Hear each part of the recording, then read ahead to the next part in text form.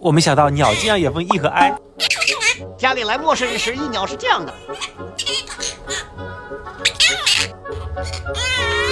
好爱鸟。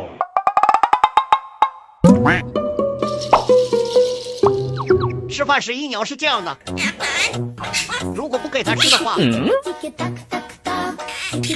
好爱鸟。很馋，但不说，让爸爸自己体会。犯错时，一鸟是这样的。好爱鸟。